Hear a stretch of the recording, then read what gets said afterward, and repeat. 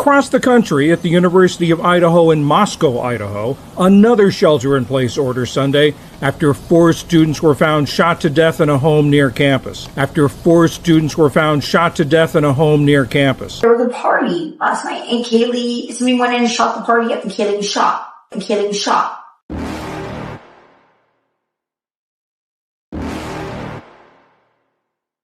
You're never gonna make it, you're not good enough. There's a million other people with the same stuff. You really think you're different? Man, you must be kidding. Think you're gonna hit it, but you just don't get it. It's impossible, it's not probable, you're irresponsible. Too many obstacles, you gotta stop it, yo. You gotta take it slow, you can't be a pro. Don't waste your time no more. Who the fuck are you to tell me what to do? I don't give a damn if you say you disapprove. I'm gonna make my move, I'm gonna make it soon. And I'll do it cause it's what I wanna fucking do. Cause all these opinions and all these positions, they come in millions, they blocking your vision. But no, you can't listen, that shit is all fiction. Cause you hold the power as long as you're dreaming. There's no way that you make it. And maybe you can fake it, but you're never gonna make it. Aren't you just gonna take that? Make them take it all back. Don't tell me you believe that. Aren't you just gonna take that? Or will you fucking fight back?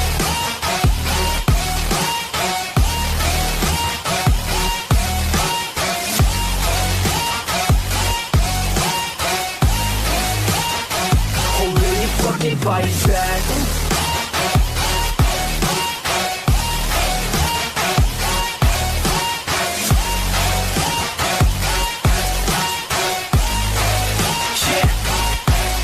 You ain't gonna make it, you ain't never ever gonna break it. You can never beat them and they're better than you face it. Thinking that they give a damn, you're not thinking straight, kid. No, they don't give a damn, you got what I'm saying? I'm not fucking playing, I'll give it to you straight, man. There's too many others and you're not that great, man. Stop what you're saying, stop what you're making. Everybody here knows that you just faking. Nah, I don't wanna hear it anymore, I don't wanna hear it anymore. All these fucking thoughts, they are not what I need anymore. I'm about to shut the motherfucking door on all you poor ass haters with your heads in the clouds, talking out loud so proud. You better shut your goddamn mouth before I do more speak out. It's about to head south. You're never gonna make it.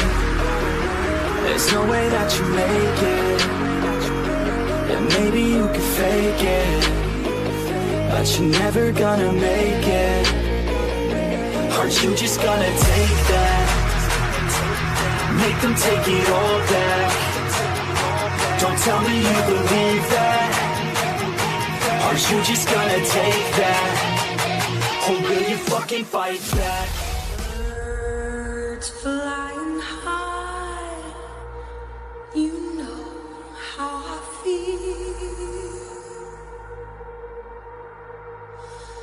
Sun in the sky, you know how I feel. Breeze drifting on by, you know how I feel. It's a new dawn, it's a new day, it's a new life for me, yeah. Turn on your mind now, tune into the feed. We're planting digital flowers from a single tiny seed. Yeah, power to the collective in the data and the soul. The hive mind's getting louder, finding voice and control. And here we go. Welcome to the freak show, the best in town. What is going on, Hive? I hope that everybody's having an awesome day. Thank you so much for choosing to spend your evening here in the Hive. If you are easily rattled, triggered, or offended on behalf of others, you're probably not going to like me. You're not going to like this stream or the chat, especially tonight. Whenever we seem to dive into the roommates, people get they start all feeling some type of way. But nonetheless, I got Sammy T Mafia backstage, and I'm very excited to chat with her. I was doing a poll on the way in, and I'm going to save that until I get Sammy up on stage. And I'm going to quickly remind everybody to do all of the things. Please hit like, please hit subscribe. If you'd like to scan the QR code so that when the live concludes, all you got to do is go to your Photos app and tap on it. That will bring up the Spotify playlist, our merch store, my TikTok, and our Discord. And I have a feeling that after tonight, we are going to have a lot of people want to join our Discord when I show you all what is in there, because it is epic. And I think it's a game changer, to say the least. Same thing with Hive Plus. If the mods would please drop that link now. If you would like to sign up to have the emojis as well as the loyalty badge next to your name, that is the link to do so. And I try to do the Hive Plus streams every Saturday. All of the streams are free. It's just a matter of if the chat is open to only Hive Plus members, which is the one day a week that we shut it down for those folks. Same thing with the Discord and the clips. I post clips if you'd like to share any of the clips outside of TikTok or on YouTube. So if you have a Facebook or any other platform, I post the raw files of the clips into the Discord so that you can share them where you please. And here is the full screen disclaimer before we get started.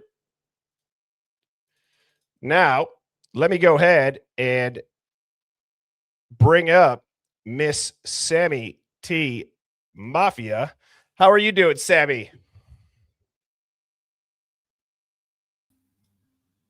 I forgot I was the in charge of the mute button today. I did that too. So I'm like, oh, maybe this time we won't have that happen. But it's good to see you. I'm glad you're here. We got a lot to talk about. So much. As you know, I do a poll as people are tuning in. Yes. And this poll's question was, besides the victims, how many others were inside the house when the murders occurred?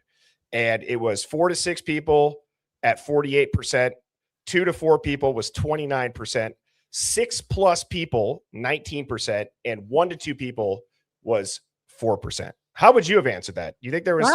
Wow, that's a pretty large swath of people guessing a whole lot of different things. My goodness. 1 to 2 came in last place at 4%, and there was hundreds of votes.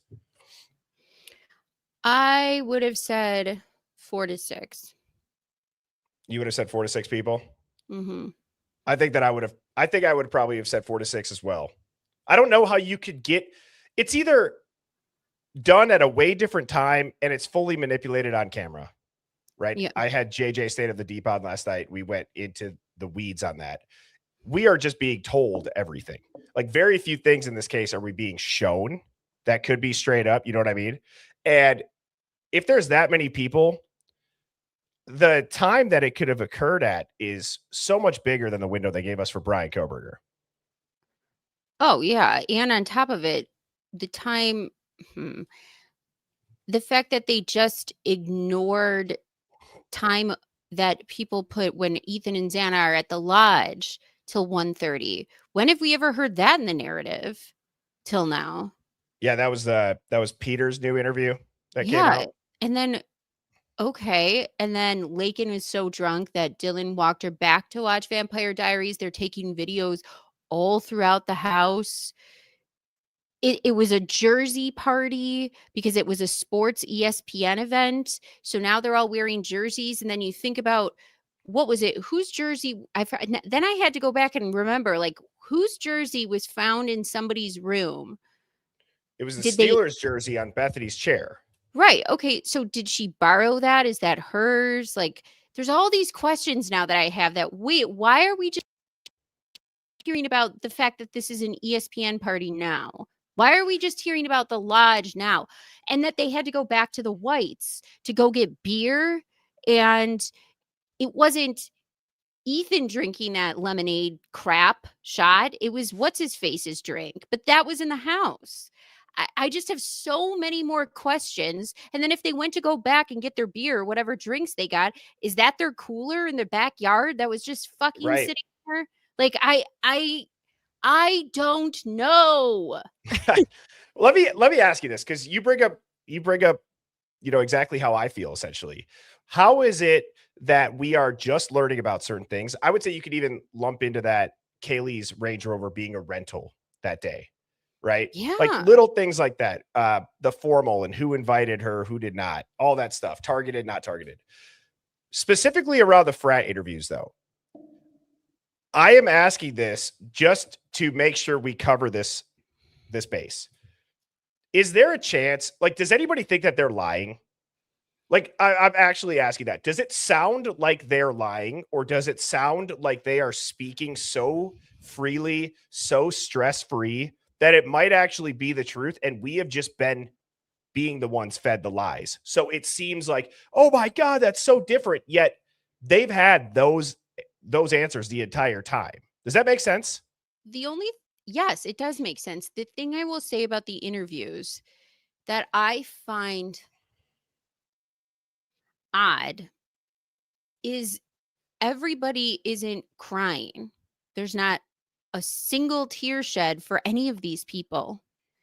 And I don't think I could hold myself together thinking about what happened, the seriousness of it. Now, is it an environment that invites tears? Maybe, maybe not, but I I would think there would be at least a couple criers if they were best friends with these people. Not one. Not one, dude. one. Not one. Not to mention, I don't know, Kaylee. So, Okay. so Well, that's what I'm was saying. she a ghost? Was she like literally Casper? You know, in the movie, the 90s movie Casper, how they live in the house with the ghosts, but they're not sure. And then when they finally reveal themselves, it's like, ah, and it's like, you know, and all the So- hilarity ensues. But that's what it It's feels like. I feel crazy. like, are you guys, is Kaylee like fucking Casper in this house? What is happening? And who would play Christina Ricci? Xana? Yeah. Backstats, thank you so much for the super chat. Has a question that says, anybody else notice that everyone says quote unquote pretty much? I have pretty much noticed that. Pretty much everybody says pretty much. Yes. And Karma's Raid, thank you for the super chat as well. Both you guys get the go to word to start this stream saying, hey, Hive, hit the like button. Don't be a wanker. Such a Appreciate British thing that. to say. I like that. Yeah, Shawley Redacted and her husband started that. But I want to go back to the crying thing. What if you had to, do you know what poly market is? Or you know how there's prop bets for sports betting? Yeah. You could be And it's on anything. random stuff. Yeah. If you were to say that not one interview you would hear tears in a tragic college quadruple murder by any of the friends, not one tear shed. Like, do you know the spread that you would have on that? Do you know what the odds would be on that? It would be insane. And so that's not happening is so weird to me. Yeah, we'd be really wealthy. I'll tell you what, if we made that bad, we wouldn't be doing this. I'd be talking to you on a stack of cash like this. What's up? We just won. Johnny Manziel, like some Johnny Manziel with a stack of singles. Well, the other thing too about lying, and I really want to dive into this. I really want to dive deeply into this because I think I'm probably the minority in this position. But after hearing all these frat interviews, is there some lies? Yes, but what is the lie about? And usually when people lie, they will oversell it. They will overly work themselves up. They're not just so chill and monotone and relaxed. And the way that they're being questioned also does not reflect anybody that's interrogating or interviewing somebody that they believe is lying. Agree, but the interviewers sucked. First of all, They all sucked. That can't be by chance. Terrible. They were all terrible interviewers. They all need to go back to school for whatever cop school they went to. They need to another summer semester. I mean, what the hell was that? But beyond that, I agree with you that I don't. Besides Dylan definitely lied. Dylan and Bethany. That seems like a lie. Those ones are definite lies. The frats and the sorority sisters and brothers and friends on campus that didn't cry, were they purposefully vague and can't remember on purpose? That's debatable. I don't know. Do I think they answered the questions to the best of their ability? Maybe.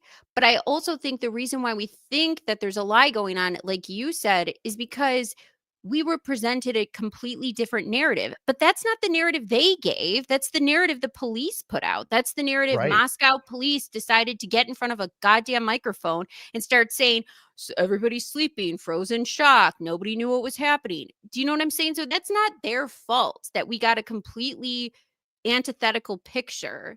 to what was really happening. And so now we're getting all this color filled in. I just feel the lack of emotion is strange. And also, can we talk about too that just because you're lying doesn't change the human ability to not cry if you're scared or sad? Because even though you're lying, whether it's for yourself or to save somebody else's ass, right? You Mhm. still are going to, you're still a human. You're going to feel emotions. You could be telling a bold faced lie and you could still be worked up and you could still be emotional.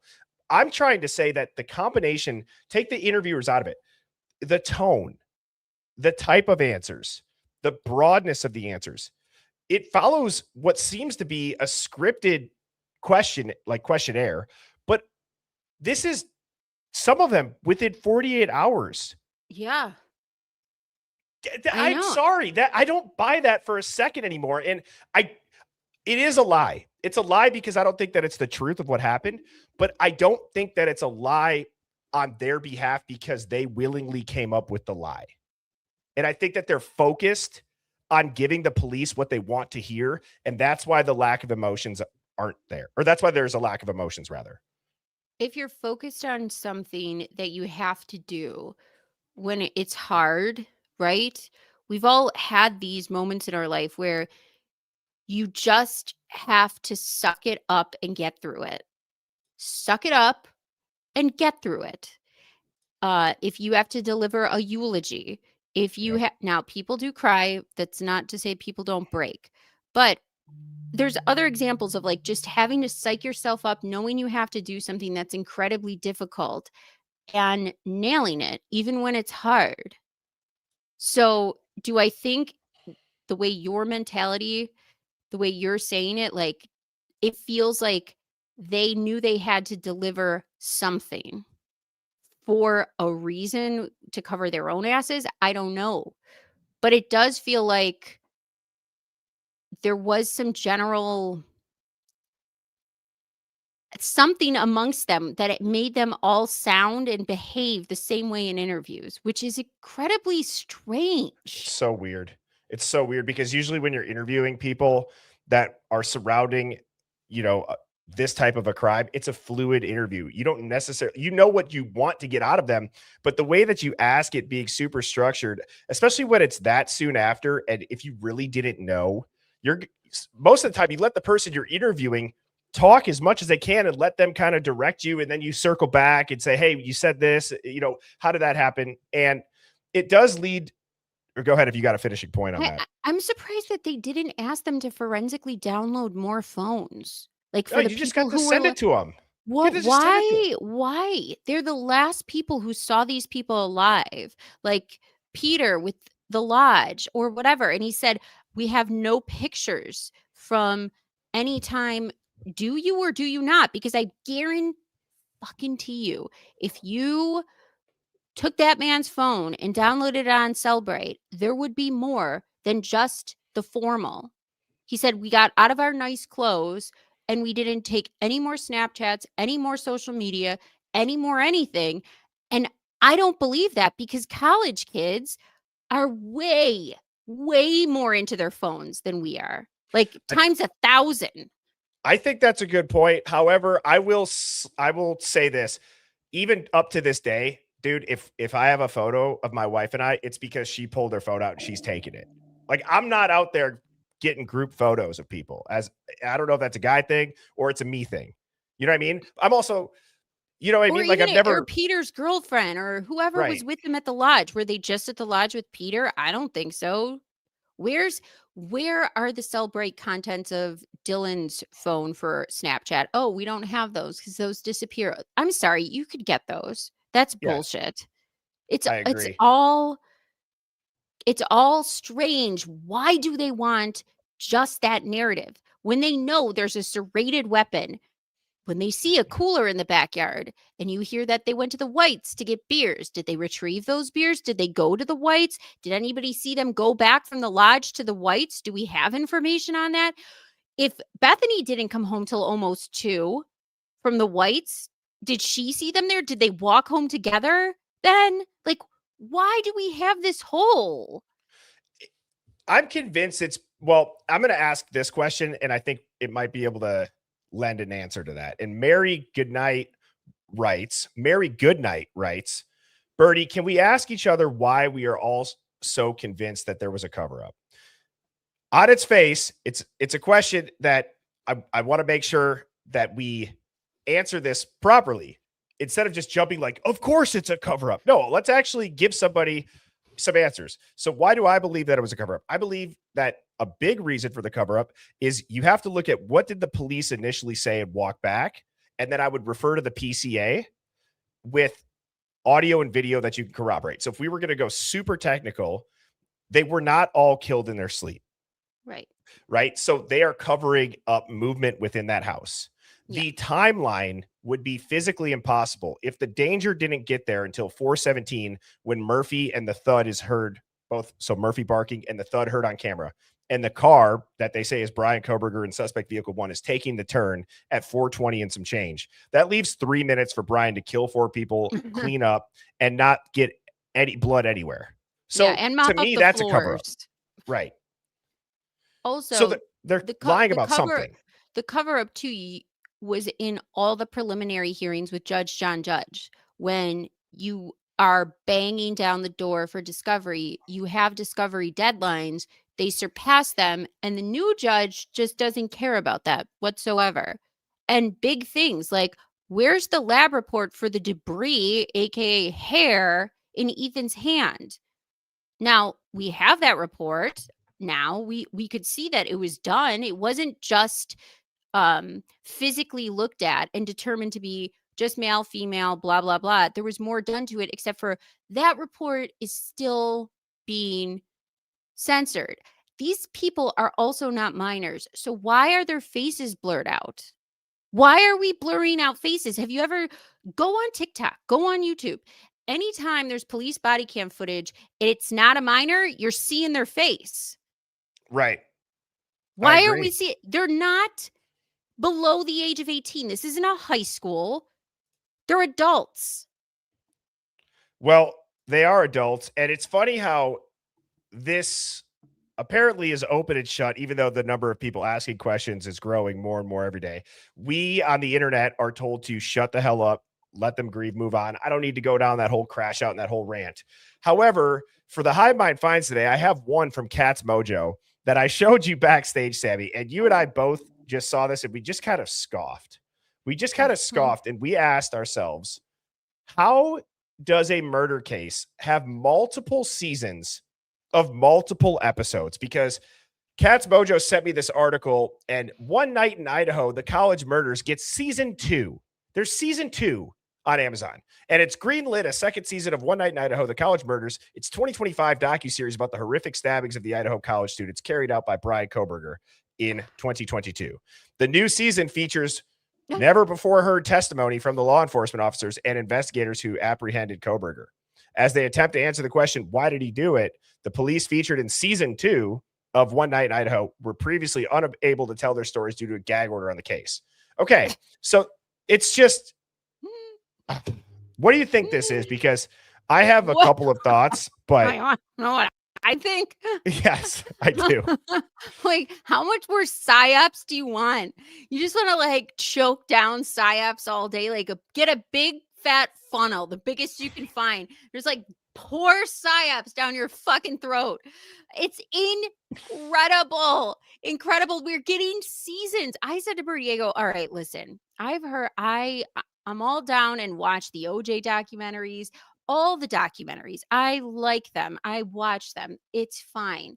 But from what I know in this case, I have never seen a multiple season thing, especially for such a murder that literally just happened a couple years ago.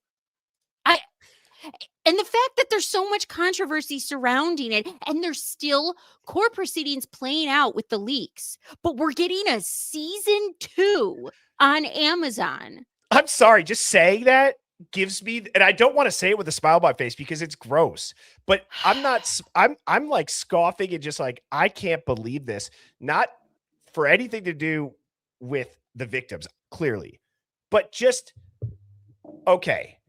There's been how many things now put out And That now are there's a wrong. season that are wrong. So to me, I'm just like, all right, here we go again. Now we're going to spend how many weeks combing over everything that's said in this? Well, And, it's and another, just another taint. Not that he's appealing, which I don't know what the hell the legal team is doing, but just the fact that they're solidifying that this man never gets a fair trial in his life. Even if something were to happen, that it's a constitutional appellate issue, a Sixth Amendment right issue, an ineffective assistance of counsel issue, whatever. Say that happens and he gets a new trial. They are stacking that deck so he will never get a Never. fair trial ever, because No. we're going to have season 2 and season 3 and 4 and 5 and 6 and however many they can fucking shove down our throats, so that man will be just like right there with Ted Bundy side by Mhm. side. That's what they're doing. I wonder if you're going to be featured in this one again. Were you in Oh this one, or God, were you in could the you believe Dateline? that? You know how I know. many I was people like, what? texted me that? I was like, what the hell? I that was when we like first met too, kind of. I was No, so was it? Was pissed. that Amazon or was that Dateline? I can't remember. It was Amazon, and I was like, no way. And I was like, how about you guys just call me and pay me? I'll talk all day long for you and tell you what shits I think all of you are. Let's I actually will shit on you all day. You don't have to play my face. Oh, well, okay. So I just wanted to show that again because I believe that that's ridiculous. Just the hypocrisy talking out of both sides of their mouths. One word, exasperated, when I saw that. Exasperated. Yeah, Hot Girl Bummer said season 2, what the hell? Weird AF. And Hot Girl Bummer, thank you for another super chat. Very timely question, and that is a bigger question. Who are they covering for? Are the frats really that protected, and why? Well, as I was editing the quick cut for JJ State of the Deep from last night and getting that posted, I had to go into my files and I found this video to overlay into that quick cut. And I said, I'm going to show that tonight. I said, I'm going to re-show this video. So let's all watch this. This is what I believe could answer a bigger question as to what they are covering for. And if you've not seen this, it does replay a couple of times. I don't want the names.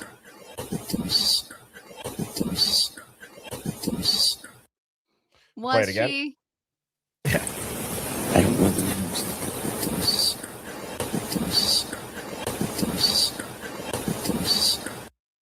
So, Sammy, what are your thoughts? I believe that could lend a reason for a cover up. Also could lend why those plainclothes police officers were out there, just The ensuring only that. night.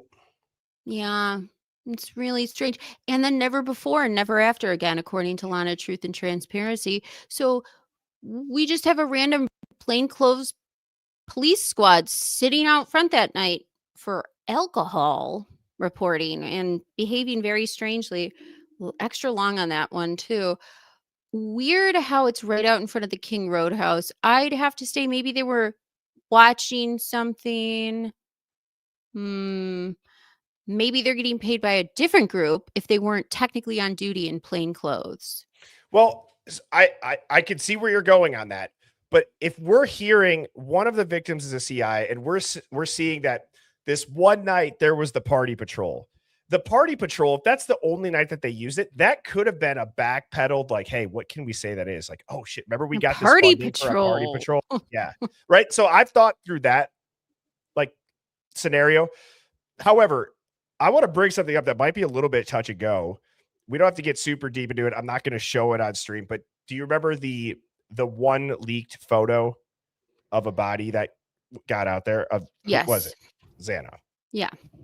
Whose And mother gets arrested a couple of days later. I've said from Right. the beginning of this, I think Xana was the main target. Like, I always thought that. I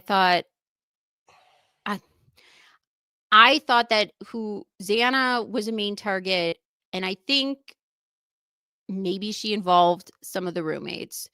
And I don't know. I think some of it is not accidental, but some of it is happenstance. Well, I could Like see that point. I think Ethan was maybe happenstance. Like they This is a couldn't separate him. I see what you're saying. I wanted to finish that point about what I meant with Xana's mom getting arrested a couple days later. I I think that could also be, hey, chaotic for a couple days after this goes down behind closed doors for these people trying to figure out what the hell happened, and they might think to themselves, if this is related to something with her mother, they could just arrest her, and they're really just making sure they get her off the street so that she's not killed next. Killed That's too. one of the things that I thought through. I thought that too, and I also thought it was really strange how also Brett Payne said, "I hope this isn't connected to something bigger." Oh yeah, I hope this isn't connected to something bigger. Well, what's that bigger thing you're hoping for, Mr. Payne? Is it the Quad City Drug Task Force where you guys are partnering with the feds and doing takedowns in the areas for over a year? Could it be that? Just could wondering. be. I and I just there's so many different things that it could be, and depending on which video clip, which document you look up or you look into, you have to mentally accept that if you're going to think through a theory, you got to think through one theory. And so if I was going to say the CI theory, right? I could see how I could see how somebody's a lower level informant at a school, but I don't know if they're going to go to that length to cover it up if a frat kid killed them. Does that make sense? I could see if they were a low level informant providing information about who was dealing drugs into the frats. Somebody within the frats said, "Hey, they're trying to get me. Like I made them. I figured it out. It's this person, and they're going to try to get info from me." And they tell their person that's getting the supply that they're getting the supply from. Does that make sense? So it could Yeah, be the level above it. I think that in order for something this massive to be covered up, where you are cherry picking parts of an investigation, um, stalling or shielding discovery, it has to be somebody, there's got to be one or two things. Somebody in that town with a lot of connections and power and money that was involved in whatever happened there. That whether you like it or not, they could be somebody in the background, but they own you. They own some part of something there that is unquantifiable, but it's just that's the way it is. All right. They have massive power. They have legacy power. They have some sort of ties there that will bury anything and can bury anything. Or it's a level of corruption that has been going on there for a period of time that they don't want out because the college is the economic heart of Moscow. And so if you reveal that you're flipping college kids or you're utilizing them in this way and it ends in a tragedy, how will that affect that economic heart? And what will you do? And what lengths will you go to cover up what was happening? And I agree.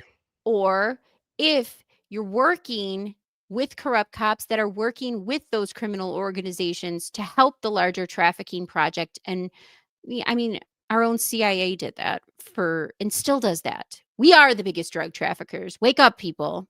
We are. We have been for decades now. And Bellamicia, thank you for the super chat, said there was no emotion. All the people that morning just standing around like they're in line for donuts. JD, so calm, no tears, nothing. These people were not their friends. They were there to support Dylan.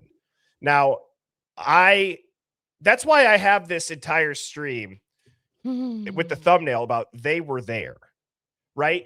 So I believe that one of the explanations for the lack of the adrenaline rush that you would expect to see of emotion and tears or just chaos, right, is because they were there, they were aware, they had 8 hours and some change, and it's settled in at this point to an extent, right? Now it's, I think you said earlier earlier, Sammy, you gave the analogy of if you're reading a eulogy, you got to dial in, you got to lock in, or you got to Lock it. right. You got to lock in for some situations and just get it done. So that could be an explanation. I don't think that that's a stretch by any means. And if they were already aware of it for a handful of hours, I also would dial in, and then the other dial in is the only other time we saw Dylan in hysterics was that morning, not in any of the interviews, where she was distancing herself from so much and walking this fine tightrope and just wildly manic. But then also in the plea deal speech. So she turns that on and off at the most convenient times, doesn't she? And then when she's sitting down with a police officer, none of it. None of it. There is no hysterics reliving that. There's no verklempt, crying, hysterical, can't. It's complete. It's completely gone. So what does that say about her? I don't know. I just think that that's a little strange.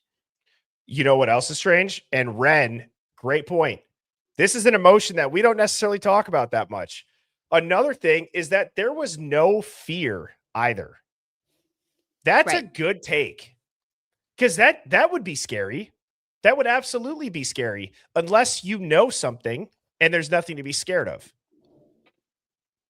They're all just walking around like there's nobody that's going to come up and slit their throats. I would be in a total fucking panic. And if, again, the story of we can't get a hold of our roommates, we're scared to death, so we sleep together, we're Snapchatting, TikToking, yik-yakking, whatever all night, and we wake up and we don't just go up the stairs and see what's going on, even though I just saw a couple hours prior my roommate lying in the floor, which now we know covered in stab wounds in a pool of blood, smeared everywhere, outside the door, just Fighting for her life. no. You Just don't need to call Hunter and whatever the girl Emily over. And by the way,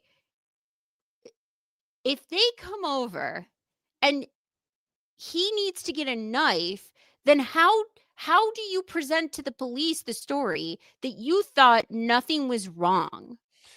and the way Why that would they, he need a knife then walking around your house? That's such a good point because according to Bethany, I believe it was Bethany that had said, I checked the Snapchat map and I noticed the location didn't move.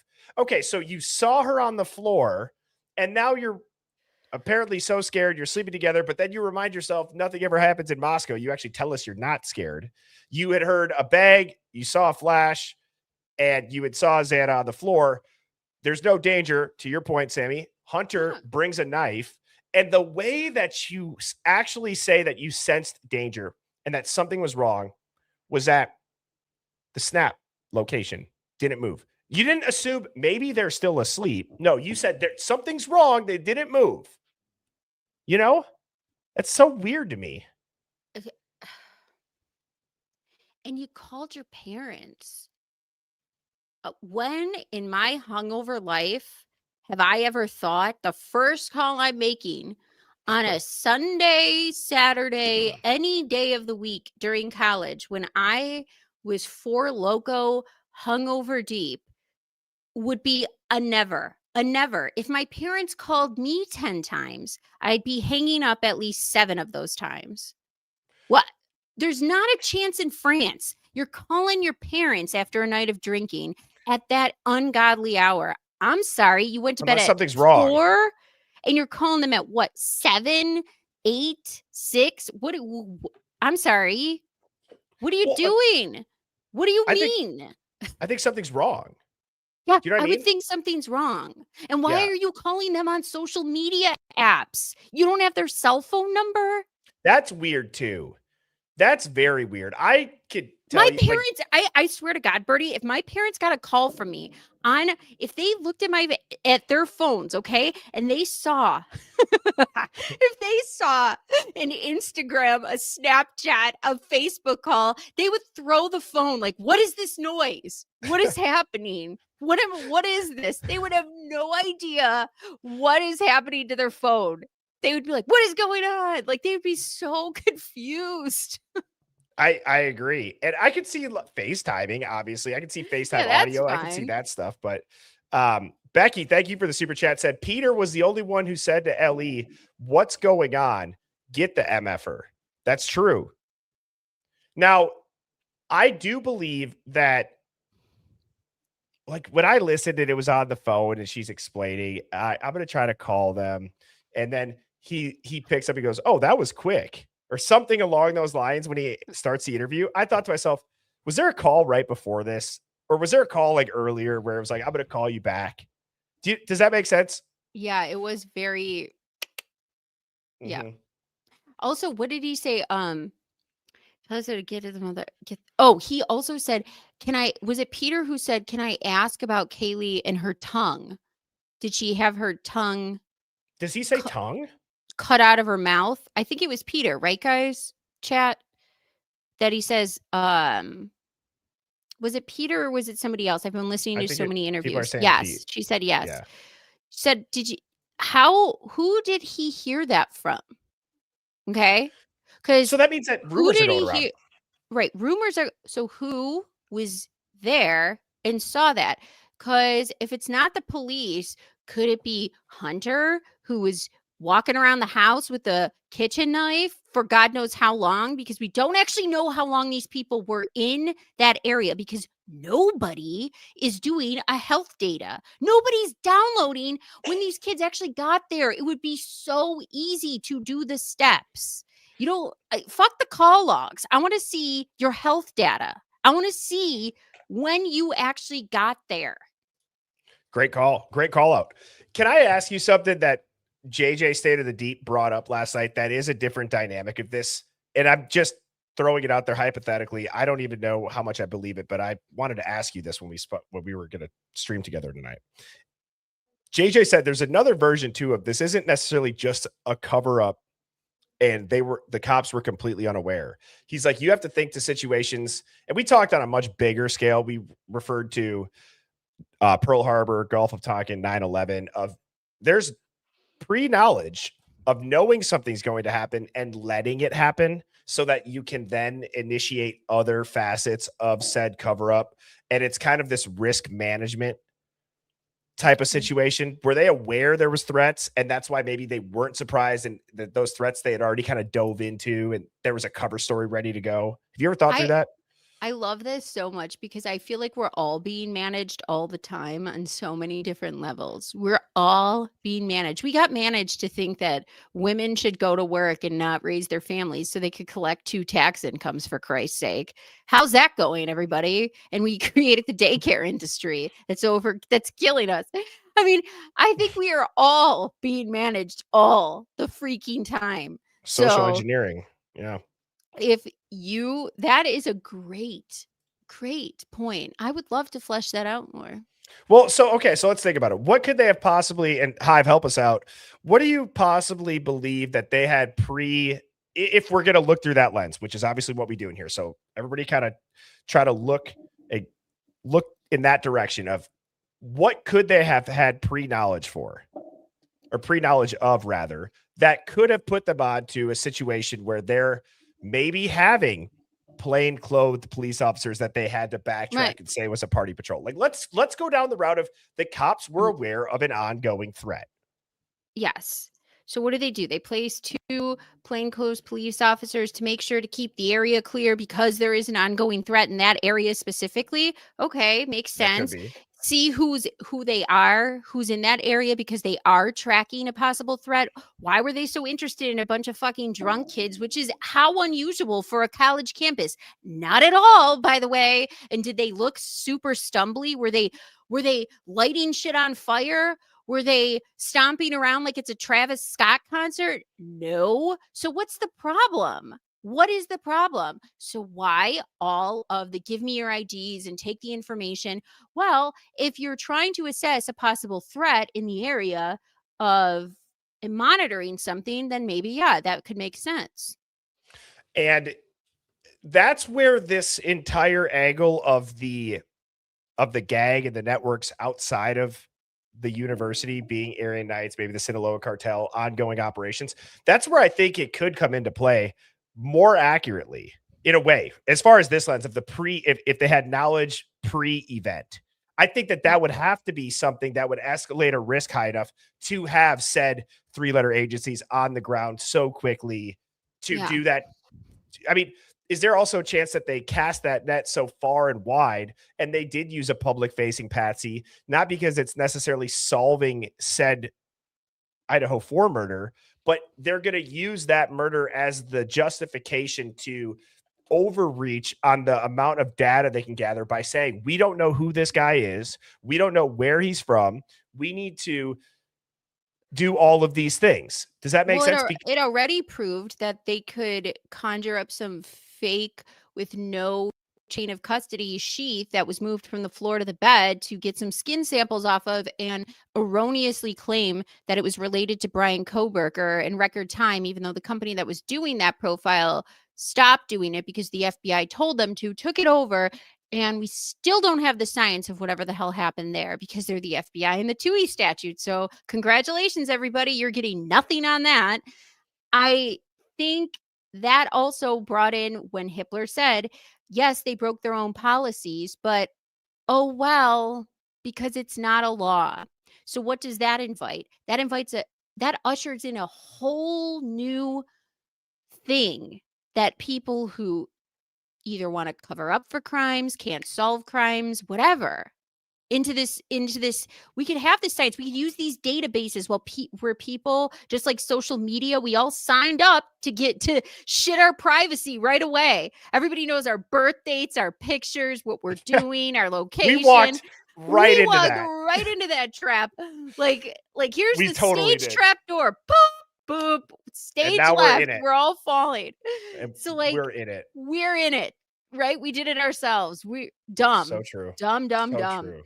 But, I want to talk about. Oh, go ahead. Sorry, I thought. But then, what did they do? They walked into the trap of, well, you gave away your data for forensic purposes. No, we didn't. We said that we didn't want our data to be used for criminal purposes. Well, it's not actually a law, so they can take our data from all these 23andMe sites. They don't care. And guess what? Hitler said it's fine. So that's now going to get ushered in.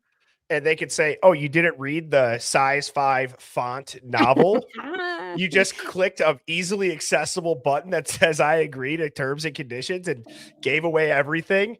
It reminds me of those things where you're like, you could have this for a week for $1, like a subscription to the New York Times or something. And they say, oh, we're running a special for a week for $1. But then in the smallest print in the world, they'll say, but after that week, $29.99 a month. And you're like, wait, when did they advertise that the same way in big font that they did for the $1? They don't. It's the same shit. Well, and that's a perfect segue into what TamCam 777 just said. And that is the Kaylee Stalker situation probably has more meaning if they were being followed. I'll say this as far as how my mindset or how I thought about the Stalker situation.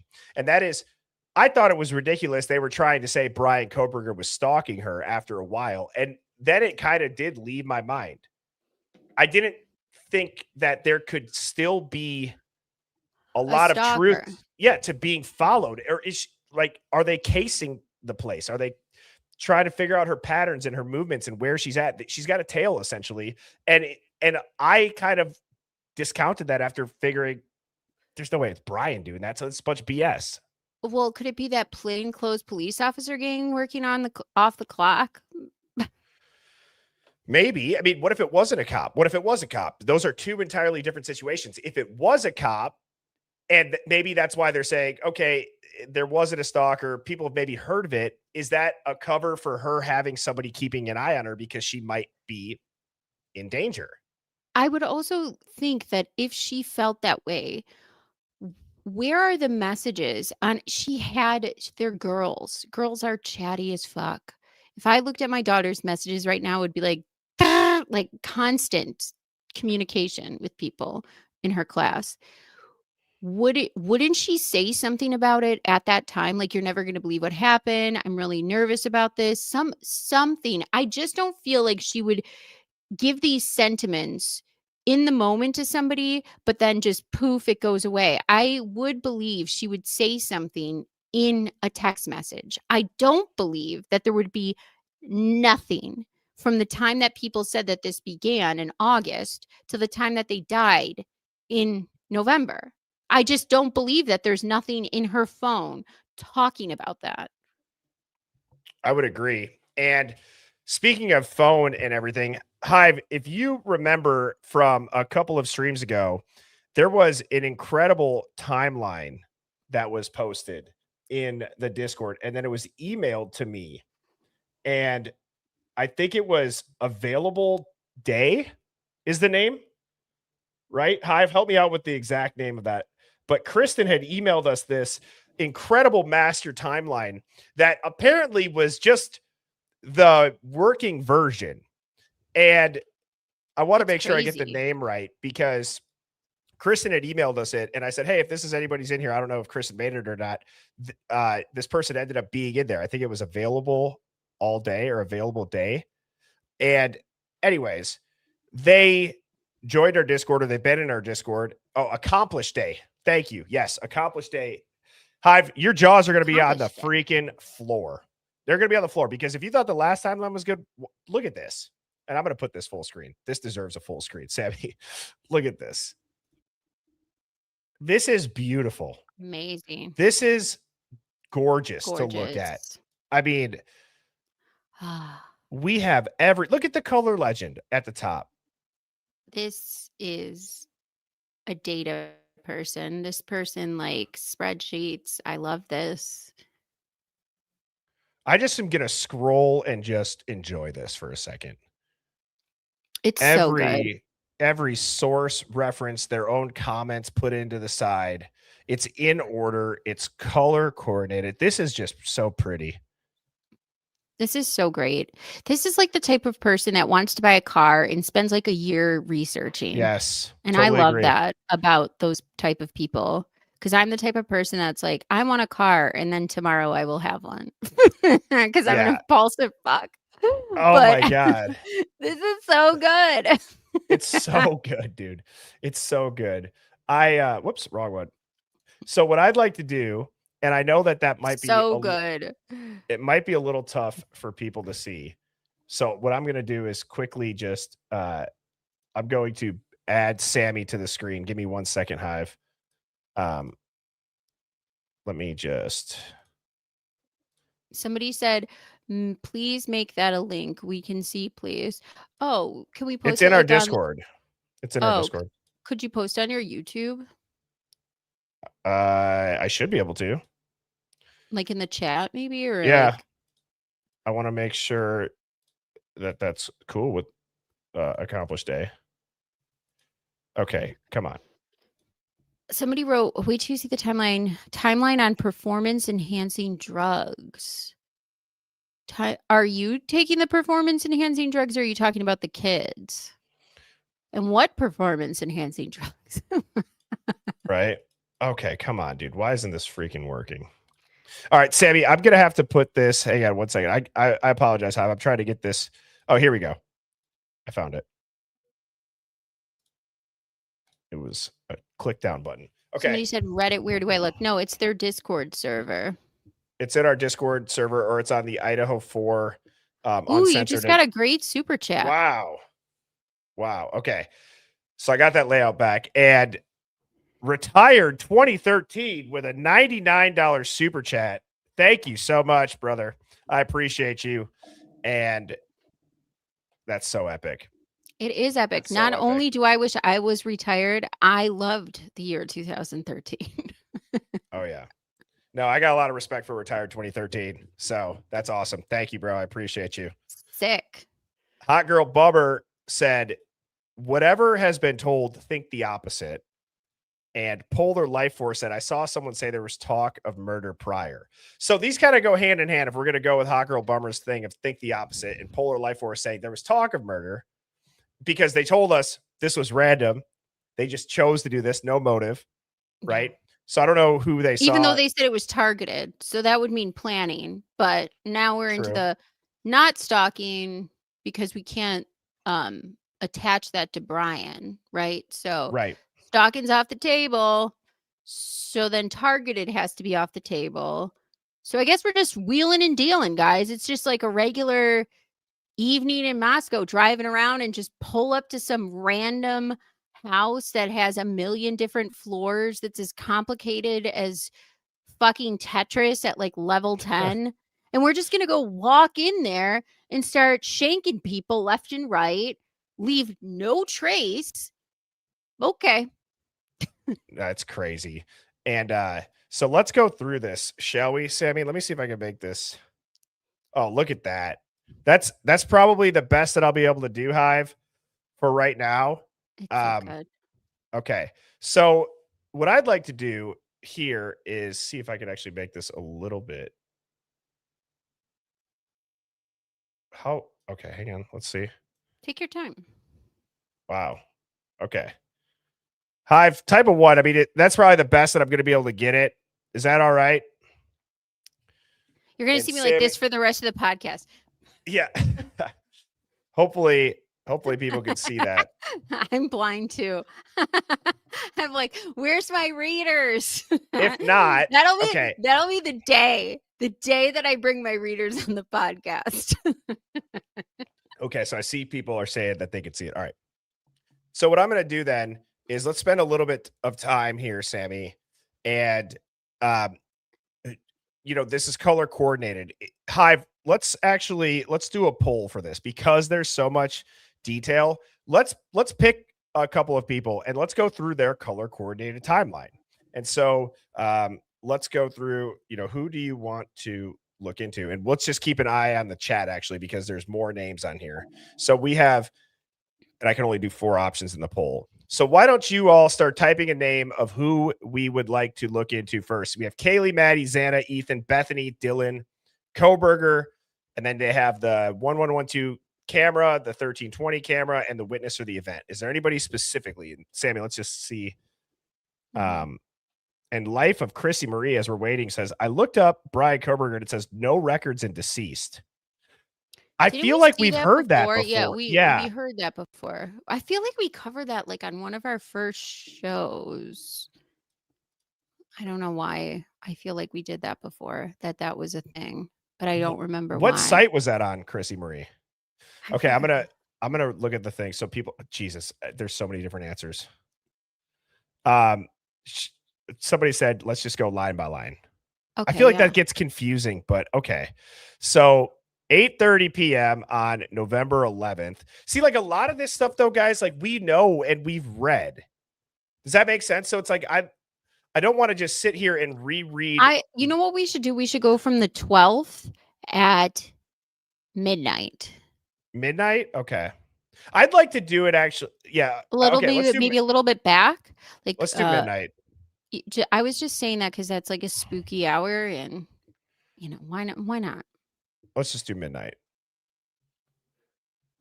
All right. Look at it. I'm not even at midnight yet. That's crazy. This is God bless you. So Hive, real quick too. I'm just going to do a quick thing because I know there's going to be a lot of people that say, where can I get that? If you want to have access to the link, scan this QR code. That will pull up the link to the Discord that works. It's not expired. There should be no issues for that. So if you'd like to have access to the timeline, join the Discord, and then also accomplish day. I want to make sure that it's okay if I post it on my YouTube for that, but yeah, it'll for sure. Okay. People are saying, yeah, that it's out there. It's on Reddit, but if you'd like easier access, not to just this timeline, but other ones, that's the spot to get it. Okay. So let's actually go. Let's start at Jack Decor getting to the corner club, 11 p.m. That sound good? Yeah, let's do that. Okay. So Jack Decor is at the Corner Club at 11. And I'm not going to read every single word on these. I'm just going to kind of flow through it from 11 p.m. on. Okay, Sammy? Mm-hmm. And I might have you take over at some point if my voice starts to hurt. So Jack D's at the Corner Club at 11. Bethany is sending Maddie a Snapchat at 11:14 with unknown contents. Maddie and Cole Berenberg take a photo together at the Corner Club. It's sent via text to Leo Romero at 11:21. Then from 11:30 to 11:45, Braden Jensen briefly sees Kaylee and Maddie at the Corner Club, but did not have a long conversation. From 11 to 12:30 or 1, Dylan, Bethany, and a group of 3 to 4 females, all female, are at Kennedy Fitzgerald's home for a few hours. Lakeland was also at Kennedy's house that night. And there's a note in there that says it conflicts with Lakeland's own account. Lakeland states she was at a frat house and got a ride home with Dylan around 11:54 p.m. True. Lakeland was at Kennedy's. This timeline needs reconciling. Then It at did. 11, go It ahead. did. Sammy. I thought that then too. Because it when was Dylan weird? told her story, and I was like, wait a minute. That doesn't match. That doesn't match what she said. I thought that back then, and now that's confirmation. That doesn't match. Now, But no follow-up, people. right. At 11:49, Jenna McClure receives a call back from Bethany, and 11:54, Lakeland's last time-stamped video at 427 Taylor Avenue. She and Dylan got a ride home from the Sobro sometime after that. So if I go to Google Earth, just so that we can have a description, I guess a actual look at this. So 427 Taylor Ave. Did we know or hear any interviews from these Sobros that are so ensconced in all of this information that we keep hearing about? Not just from Dylan, but from many figures in this sorority fraternity life that are being interviewed. We keep hearing about Sobros. Did we ever get interviews from any of these alleged Sobros where they don't know any of their names? True. Good question. I don't believe that we have. Let me just make this. Sorry, Hive. I got to get this fixed a bit. Bear with me. Okay, so this is 427 Taylor Avenue. This is where Lakeland's last timestamp video at this place occurred. She and Dylan then got a ride home from here by a Sobro. This is the route they're gonna go. This is I feel like this could actually be somewhat helpful to visualize it. And I'll get the right year. I'll get the right year actually too. Okay.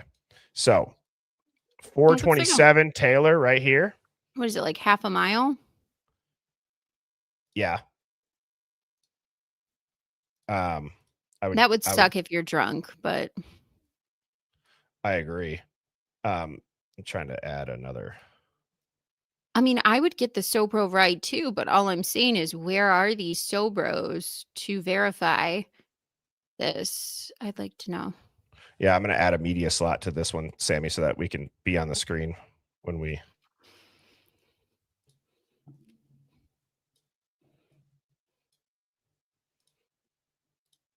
Okay, look at. There we go. How's that now? That work? Mm-hmm. Okay. So they're getting picked up at 11:54. Wait, what? I have a question. If they use Sobros, then why did Dylan text Eric Gower if he was driving? Because I believe that Dylan wanted to see if she could get a ride out of there and she was too effed up. I think that's when shit started going down and was like escalating. And I think that she was trying to see if she could get out of there and she knew she couldn't drive. Right. Because it just never made sense to me. Like, okay, so you're using these Sobros all night. They're still out and about because they were still carting around other people. But then why would you text an Uber driver that's not even on the clock registered? Right. It's weird. It is very weird. Somebody said send this to Ann Taylor and the defense team. Facts. Facts. Yeah, and I get it. So why not a Sobro? Okay, so then at 12:03, Bethany takes photos at an unknown location at a party of a girl. An unknown location. I would have to assume that would be the place where maybe she was at before when she was walking with the balcony. Remember when she said to the police officer, I was walking and I saw Bethany on a balcony. Maybe it was that apartment that was like pre-gaming. I don't know. That's just my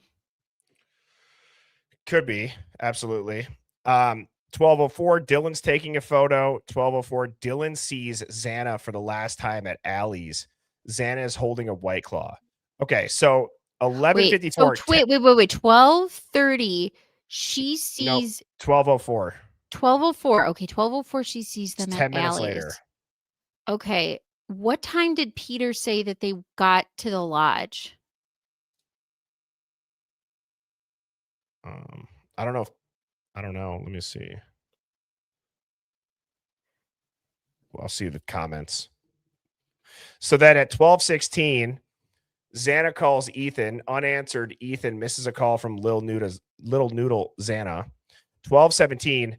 So Bethany then sees Ethan and Xana in Peter's apartment. Okay, how is this? So Dylan is seeing Xana for the last time at Allie's. Xana's holding a White Claw. And then 13 minutes later, Bethany's claiming to see Ethan and Xana in Peter's apartment. So they must be all living at the Whites, right? Or near the Whites. It has to be. There's no other way to explain that unless they're just full of shit. But Lakeland and Dylan are at 427 right here. Oh. Okay.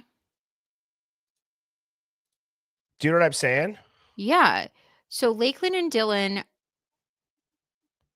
are there taking pictures, holding. No, so Kennedy They're- lives they're- at 427. Right. And then they go and they take a photo at an unknown place. And then she claims she sees them for the last time at Allie's. But then 13 minutes later, they're at Peter's. So either maybe one of them's lying. One of them is lying about where they were. Yeah, I don't know. I mean, somebody brings up a good point that could be Bethany doesn't understand the concept of time at all. She's useless. Well, that might be purposeful. I believe this a lot too, what True to It said, which is that Lakeland being the red flag. And that came from the book, The Guest Theory, Maddie Mogan's Last Message to the World, where it said, we have an adult that is recording videos within that house and just doesn't stay over after being apparently so drunk that they had to be taken home because the bed is uncomfortable.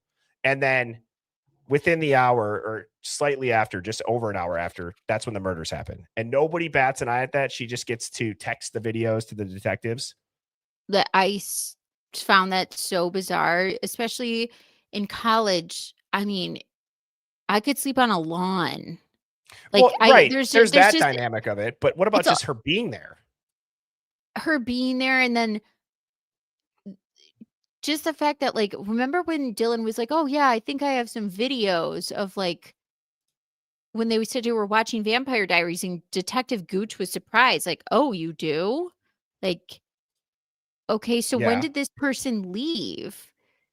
You know, it felt weird. It felt weird. It felt so weird. Okay, so you were so drunk that you had to go to that house right before all of this popped off, and you just know nothing, but you're in this timeline like white on rice. True. Very true. And so then at 12:20, Xana gets a text from Xana to Pistol Pete saying, you good? Even though Bethany is apparently seeing Ethan and Xana in Peter's apartment. The only way that this might make sense is if they're sitting next to each other and Xana doesn't want some sort of awkward encounter. Maybe Pete looks a little bit down, or Pistol Pete is not this Pete. And accomplished day. Okay. Again, I know the last couple of nights we've been giving you mad flowers, but this one, you weren't lying. This one is incredible, accomplished day. This is who made the timeline, Sammy. And it says timestamps from 11:50 to 2 o'clock ish are a little shaky due to so many inconsistent statements and broken plea interview and reports. Xana was never at Allie's. Kennedy confirmed. Look at the comments to see the discrepancies. Oh, I should have looked further to the right. Well, that's Thank what you. that's what I said. I said there's no way that It's right there. they're gonna. Yeah, This is honestly, I agree. I'll echo that. This is fantastic. This is literally fantastic. it is so fantastic. I love people who are like this because I'm just that person that will know things and like blurt it out. But to sit down and computate something like this, I really appreciate that level and skill to detail. Let's drop some goat emojis for accomplished day into the chat, Hive. Yeah. Now, so Xana gets a text from, or sorry, Xana texts Pistol Pete Birdie. saying, "You good?" Uh-oh, what? Should we celebrate? Should we celebrate him like the Knicks just won, like in the Hive? Like we're gonna have a ticker tape parade for this timeline because it's that good. Oh my We God. should. We should be like, I could talk welcome about to- this and just how it like looks. just ticker tape the fuck out of this timeline because that shit is good. Yeah, I need to get a trophy with accomplished day just on the back. It's like a plaque. It's like you hang like, you know, in the high school gyms, you have like the flags of like when you win state. Like you're just gonna see a banner hanging, and it's gonna be a cutout of this timeline. It's just gonna be a color coordinated timeline hanging there. Somebody wrote, "Let's flip a bus. Let's light a bus on fire." Woo! So good. Oh, that's hilarious. Just kidding. Yes. Okay. Sorry. Okay. No, you're good. All right. So I'm gonna go put this full screen again. Now, so that a minute later, Ethan receives a text from Hunter J. Are you guys still at Sig Chi? Now, when I look at it like this, okay, if Xana's texting Pistol Pete, you good, and Hunter's texting Ethan, are you guys still at Sig Chi? Do you think that Hunter's text is referring to him texting when he says you guys? Is that Ethan and Xana, or do you think he's referring to Ethan and Pistol Pete?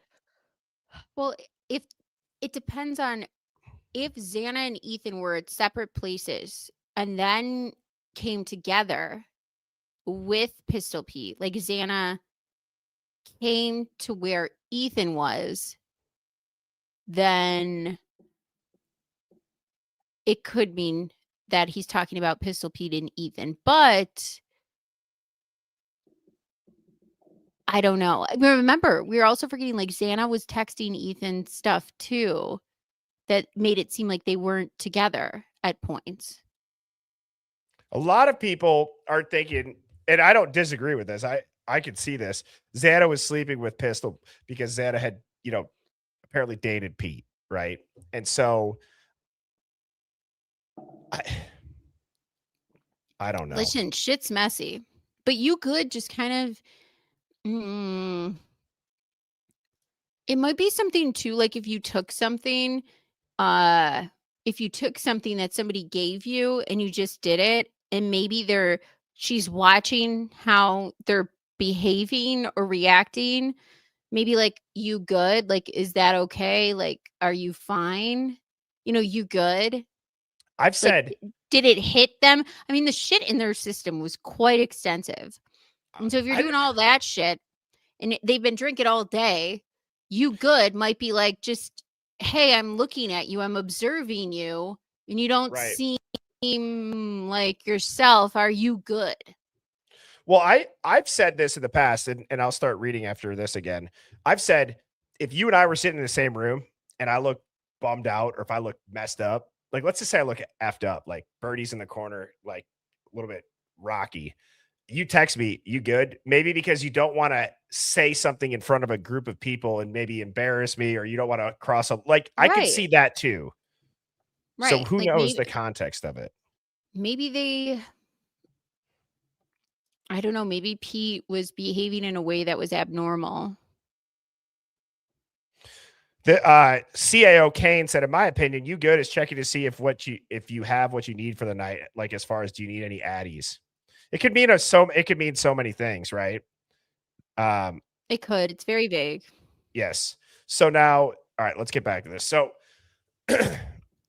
Kaylee pays her bar tab at the corner club with her credit card. She paid for 9 vodka and 2 juice. This is at 12:22. Then at the 13:20 Linda Lane camera, look at how detailed this is. Car comes in from the right. Car stops in the middle of the road. Car sits there.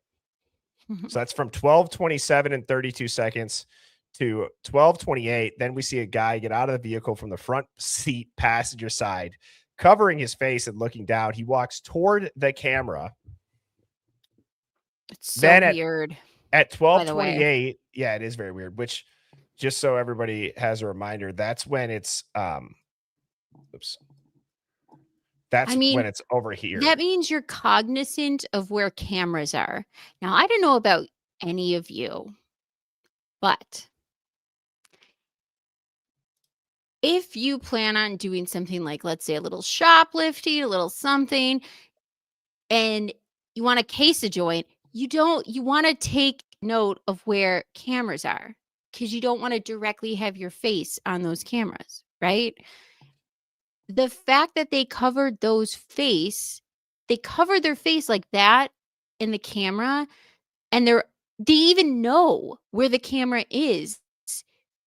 Why would you know that? Number one, is it that obvious? I don't think so.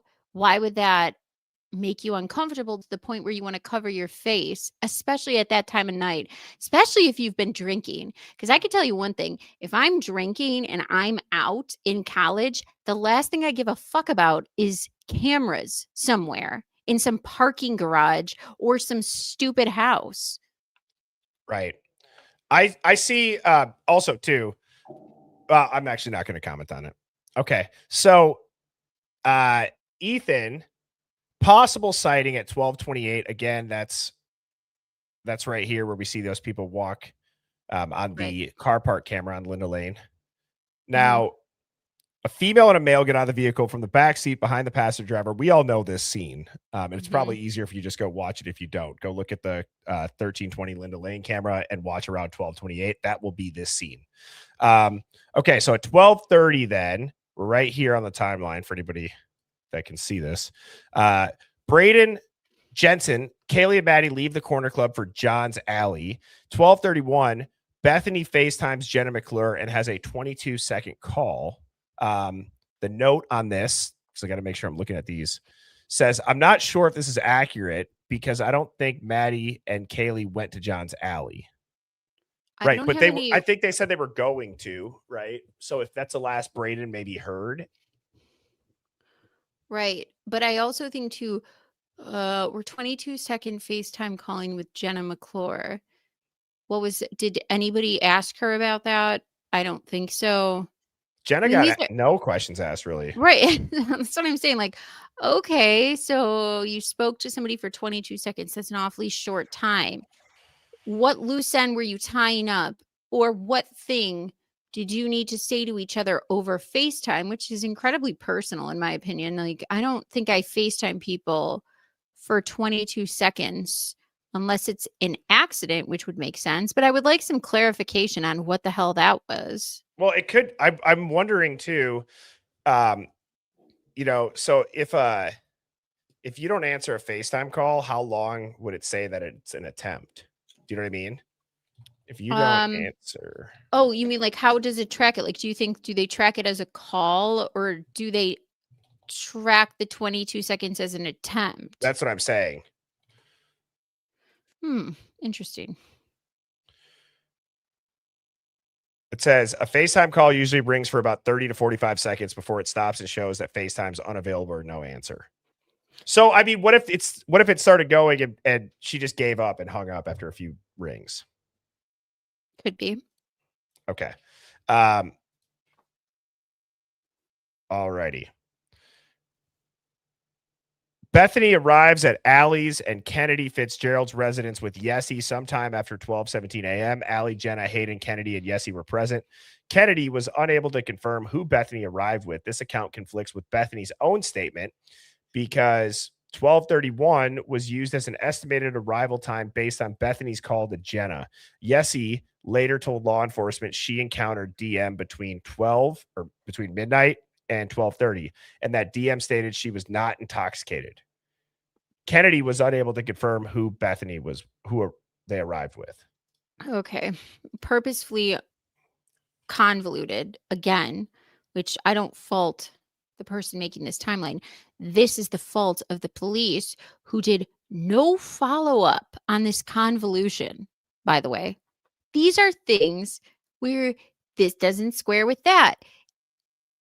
I can't believe the police just didn't do this. Like, okay, so we heard this from this person, this from that person. This doesn't match this. We're having a mismatch here. Let's bring these people back. Let's get the Cellbrite data from their phones and the health data. Let's do something here that can prove who's a liar, or not even a liar, whose memory at the drunkest might be faulty here, so we can clear up these loose ends and tie them up in a nice bow. But no, we don't get any of that. Right. And I think that, you know, when we're looking at something like this, it's almost like, okay, we have to accept that they didn't answer. I really don't know if we have ever had at our fingertips a searchable timeline database, essentially, with the sources, with the times, with the people, and color coordinated. So it's like, this seems to me, this is about as good as it gets. Like, if we're going to figure it out, I believe Better that than this Moscow. right, this timeline is going to play an integral part in it. You know what I mean? I think. So it says that Bethany arrives at Allie's and Kennedy's residence, okay, at after 12:17 a.m. So Jenna was there. So my guess is the FaceTime call to Bethany was to see if she was coming. Are you coming here? Yeah, I'm coming. I'm on my way. Click. That's easy.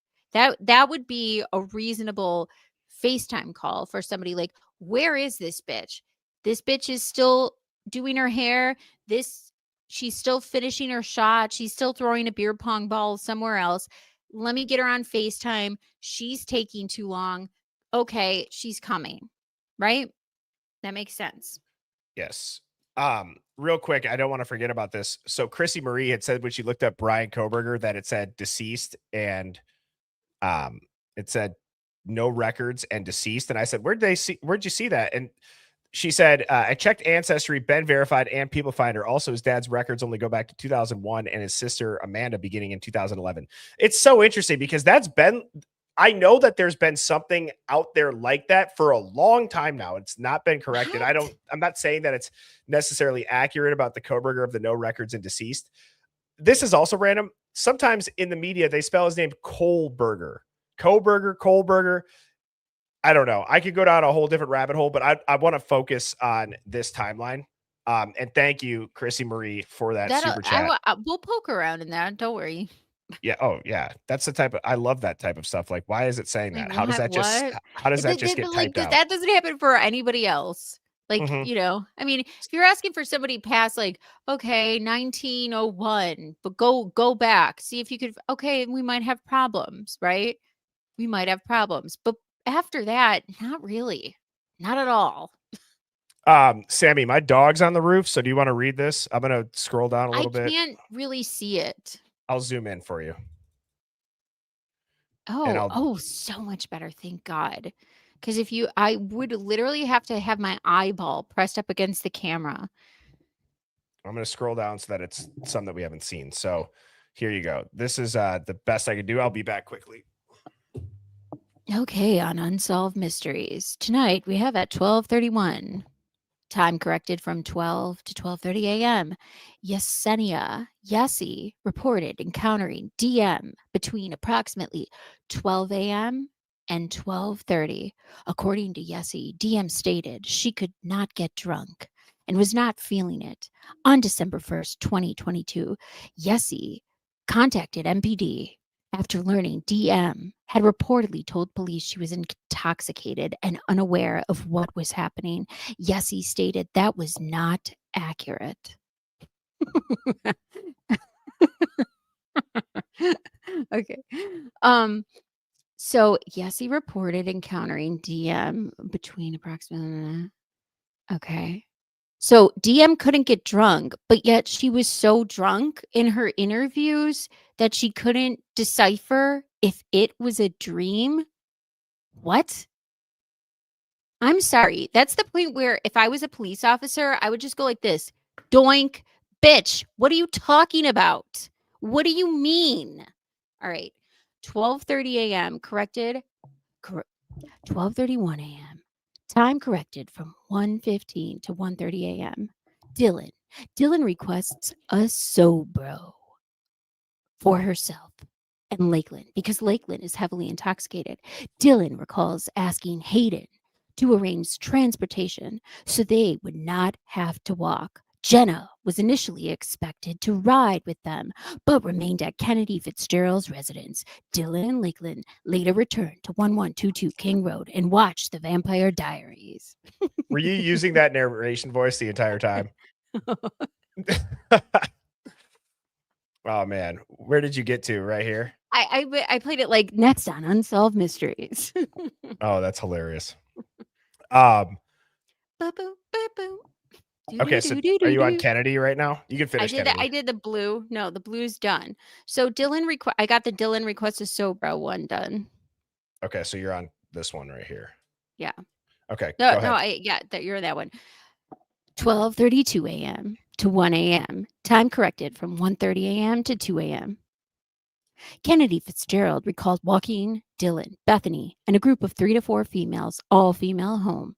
They walked well past the white residence while still on Taylor Street. Kennedy estimated saying her goodbyes at approximately 2 a.m. before walking back home.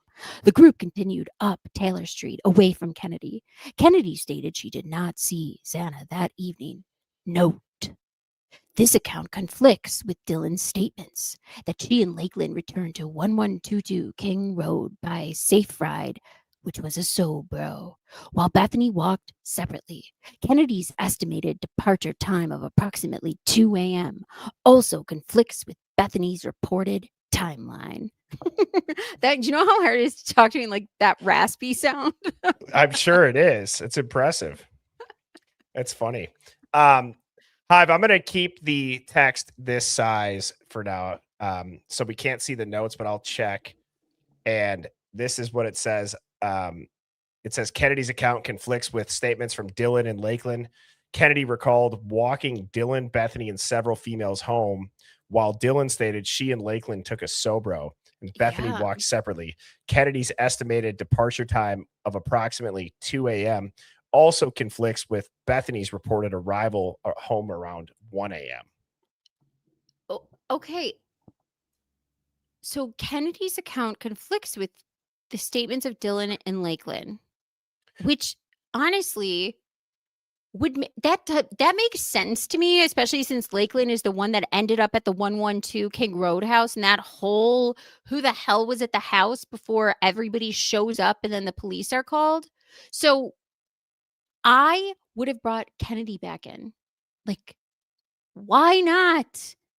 Right. Kennedy's entwined. If you notice this timeline, Kennedy is and infused and Lakeland. I would have Kennedy and Lakeland one room here, and we're gonna hash this out. We're gonna get through. We're gonna unknot this and see what we're getting. Who's believable? Right. That's what you would think somebody would do. I'm going to go back. I'm just going to read this. I'm going to zoom out just for a second so we can see all of it. So you had read, Yessie, you'd read Dylan, accomplished day. Thank you for the super chat. It said, for the ones in red text, be sure to read the comments. And so for the one with Yessie, it said the timestamps adjusted to align with Bethany and Yessie leaving Sig Kai at 12:17 a.m. Traveling to Alley's. Yessie's account supports Dylan being at Alley's between 12 and 12:30. Defense subpoena issued in June of 2025 was returned after MPD recorded her surname incorrectly as Raho instead of Arajo instead of Arajo. So sorry on the pronunciation, Yessie. Yessie reported encountering Dylan at Alley's. Bethany and Yesity did not arrive until approximately 12:31 a.m. Lakeland and Dylan did not return to 1122 King Road until approximately 12:43 a.m. This leaving a window during which Dylan could have been present at Kennedy Fitzgerald residence when Yessie encountered her. And then that's why it moves on to what you just read before, Right. Sammy. And it says that Kennedy's account conflicts with statements from Dylan and Lakeland. Kennedy recalled walking Dylan, Bethany, and several females home, while Dylan stated she and Lakeland took a Sobro and Bethany walked separately. Kennedy's estimated departure time of approximately 2 a.m. also conflicts with Bethany's reported arrival time around 1 a.m. And I want to look this up too, because if Dylan and Lakeland got a Sobro, is this them being home? And if you look at this timestamp, it's 12:38. Obviously, the car pulls into the Linda Lane parking lot, and it cuts through the side part between the apartments and Linda Lane. And so, so that's so interesting, and that's That why we is should have interesting. interviewed the Sobros, because we would know, obviously, yes. because then we would know, because then we wouldn't need all this. True. Let me pull this up now. Wow.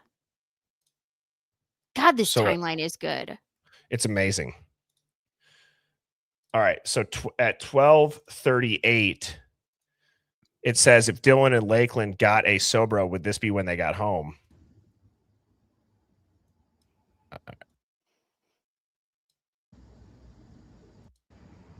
Let's see if this looks a little bit different now.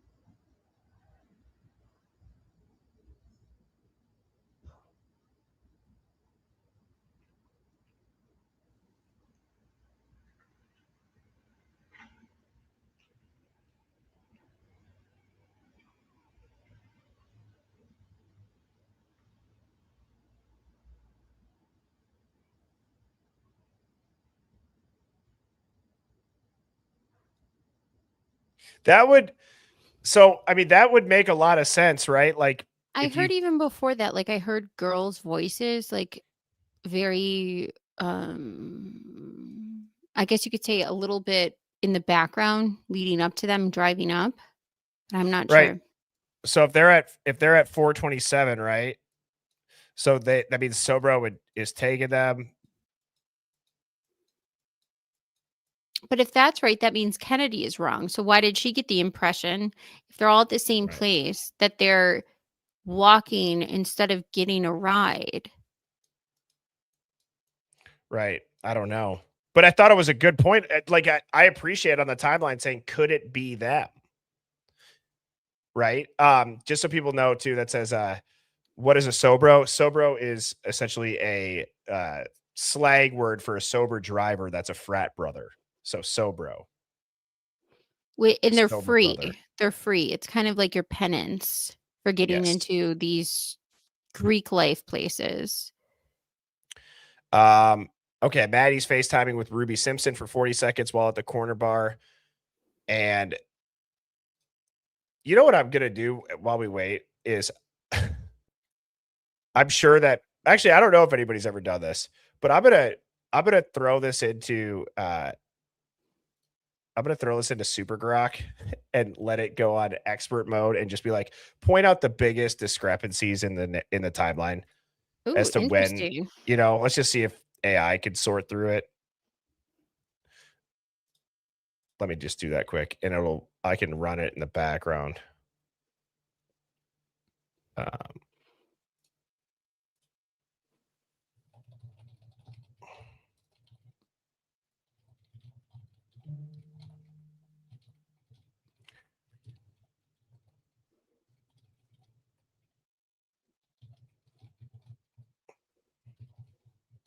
So I'll let that run here for a few minutes and let's see if it comes up with anything. Ethan responds at 12:43 to Hunter, say, yep. And then he receives a text from Erica right after saying, you're getting cheated on. Thank you, Griffaholic, for the super chat. Appreciate you. Ethan responds to. Say that one more time. Ethan responded to Hunter Johnson asking if he's still at Sigma Chi. He said, yep. And then right at the same time, Ethan received that notification from Erica saying you're getting cheated on. And to me, that was something to pull him back to the 112 King Roadhouse. But now that we know they were together at some point, and then they were at the lodge together, it must have not have bothered them. Was there an argument? Like, is there cameras in the lodge that we can see the interactions between Xana and Ethan in the restaurant? Is there footage of them going into the restaurant or the axe throwing or the lodge? What is that? The Sigma Chi thing? Is that what they call it? The lodge? I apologize. Yeah, that is. Okay. Yes. So is there anything that's showing them in there? Any footage taken? Nobody's taking any footage from that time. I find this so bizarre that you're getting a message like that. There's no argument.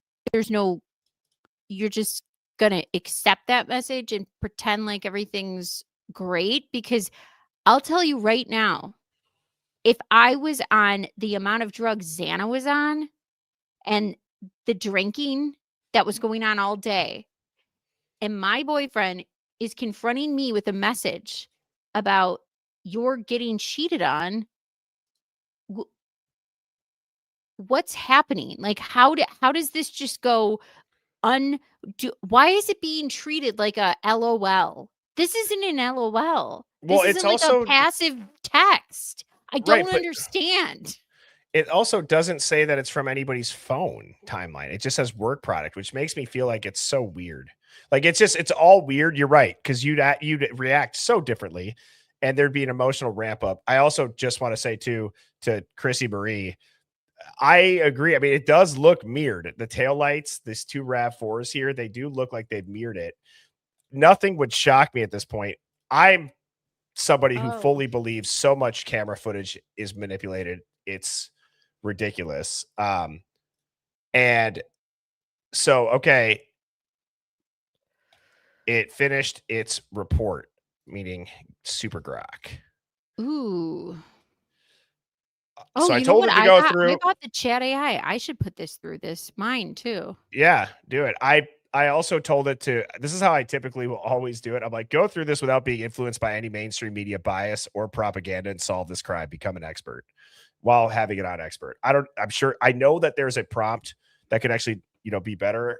Sometimes I say, give yourself a prompt that only you would know how to do that would turn you into the best version of yourself to do this request at the best you can. So sometimes then I'll say that, but while it's thinking through that one, this is interesting. Holy cow. Okay. So I've internalized every entry in this 39-page master timeline, and it says the critical window is 2 a.m. to 5 a.m.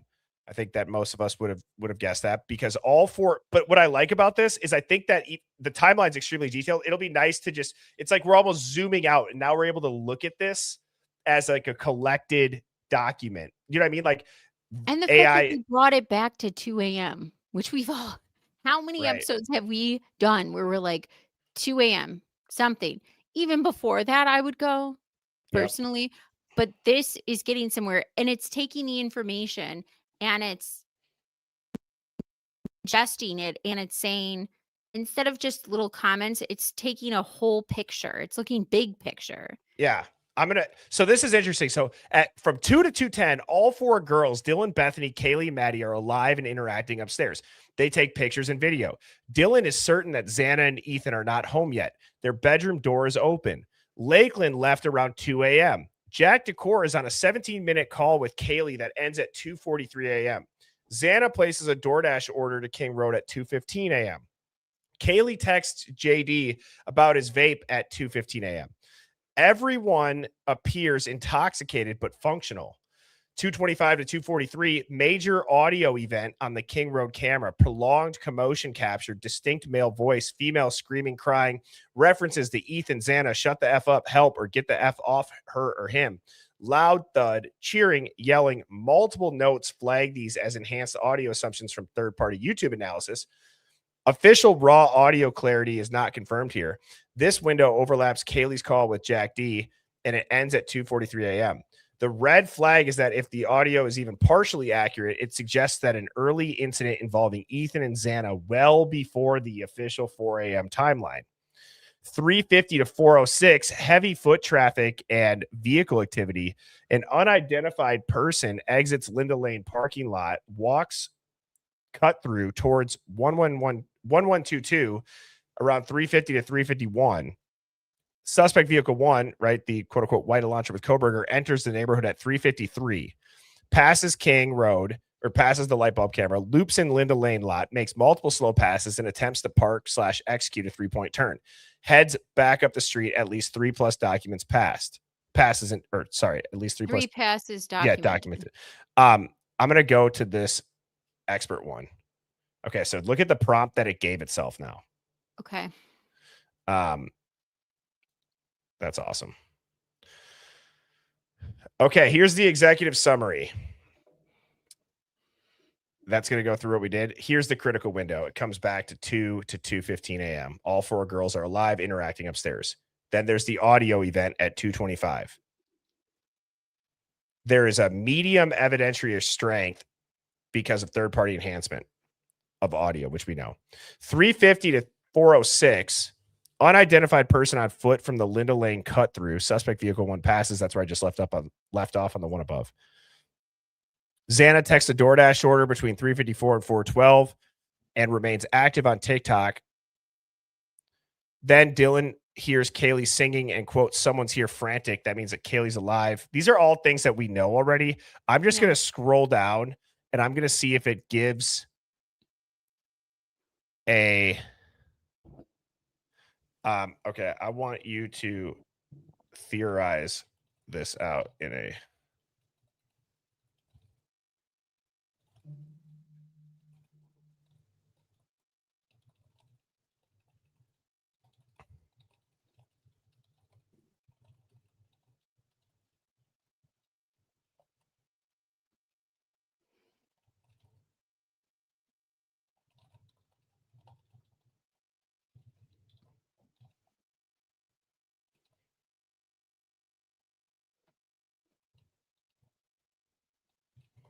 I want to see if it can theorize out. And while that loads, I'll put us back full screen.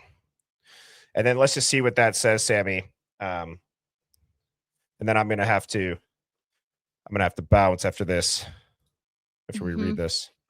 Okay. Alternate theory. I think this is great. Let's see what this says. Targeted multi-actor operation with post-crime access. It's a hypothetical reconstruction strictly from this master timeline data. The core premise and why this fits the data better. The data shows complexity, multiple vehicles, people in motion, digital activity after supposed death windows, and post 4:20 a.m. inside the house.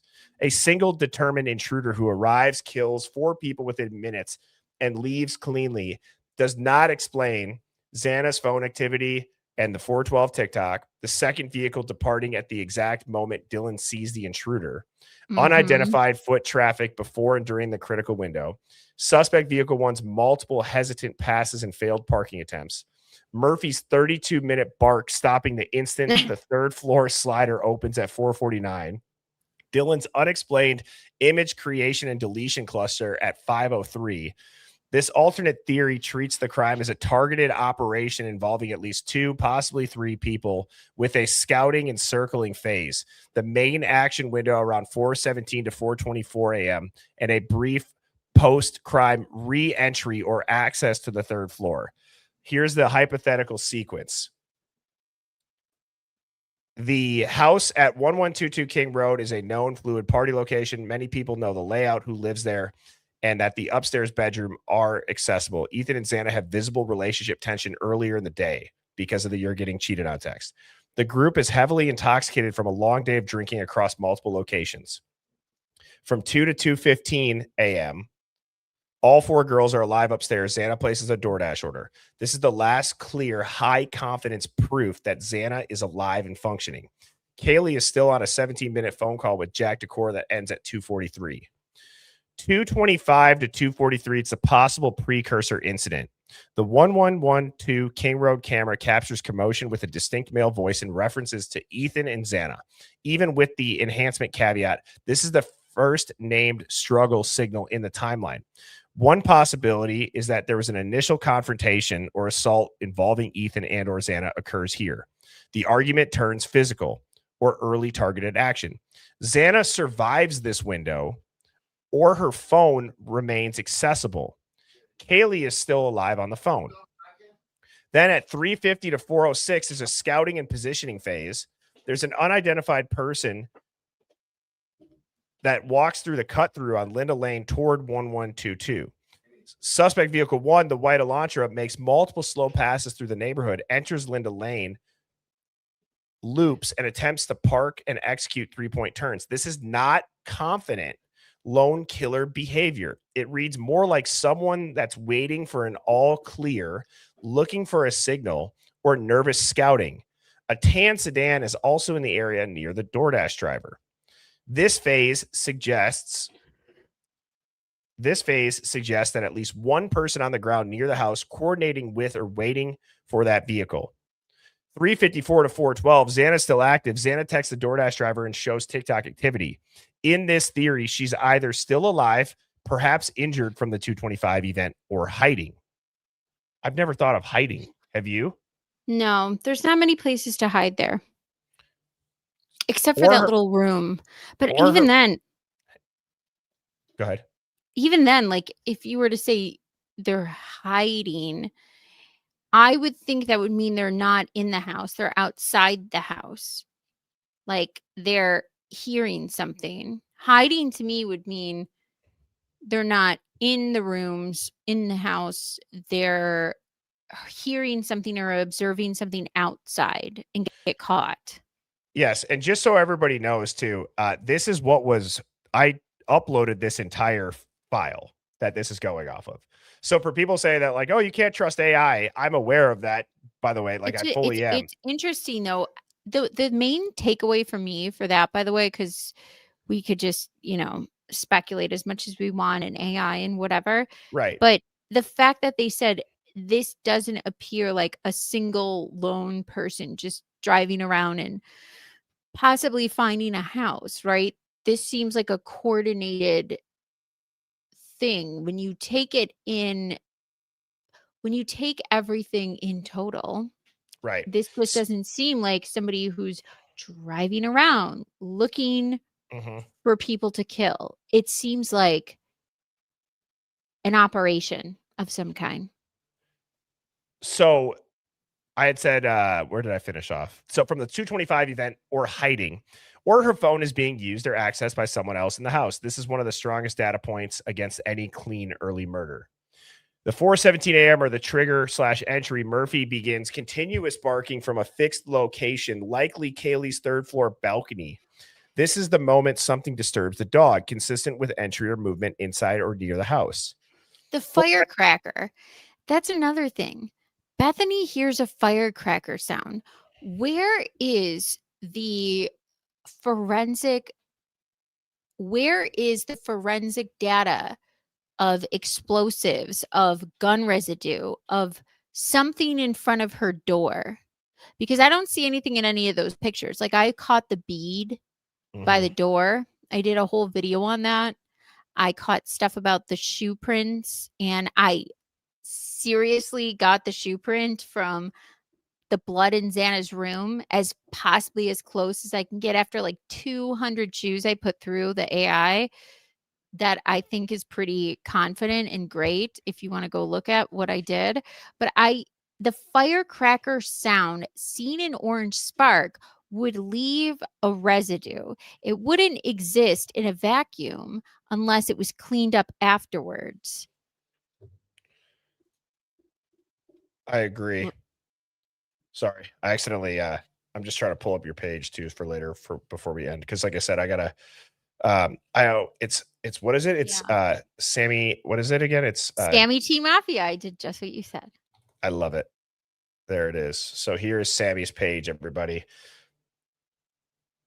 And so it's at Sammy T Mafia. Here we go now, going back to it. The trigger or entry with it, which is with Murphy, and thank you, Luna, for dropping the link. So Bethany hears the firecracker sound, sees an orange spark under her door. Dylan opens her door and sees a masked person, big nose, white person holding an odd object, leaving through the kitchen sliding door and makes eye contact. Dylan sees Xana on the floor in her room. A second vehicle departs at this exact time. In this model, the person Dylan sees is less likely the primary actor on the ground. It says possibly Koberger or an associate. The second vehicle is either a getaway driver or a lookout who was waiting. The main killings or finishing of the targets happen in this narrow window. Xana is killed or incapacitated around this time. The triangle or vacuum object that Dylan describes could be a container, bag, or weapon-related item. At 4:29 to 4:49 a.m., this is the post-crime access phase. It's a key differentiator. A vehicle idles and then parks near 1122 at 4:49 a.m. The third floor slider, only accessible through Kaylee's room, opens. Murphy's 32-minute bark stops instantly. This is the strongest single anomaly the official lone killer story struggles to explain. In this alternate theory, someone re-enters or accesses the third floor after the initial exit.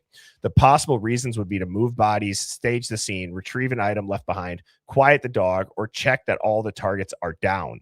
This explains why Murphy stops so abruptly and why the slider moves on a floor that should have been empty. Wow.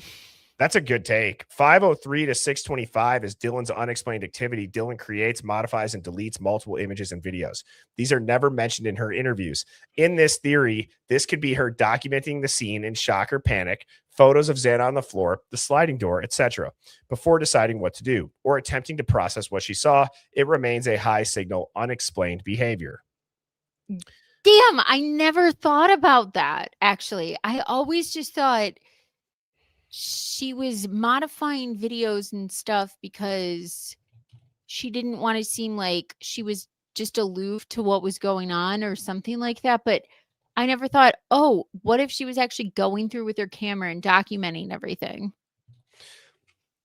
I just said, who do you believe committed this crime based off of the timeline? If you had to guess, what is the percent of each? Do you think it's going to answer that?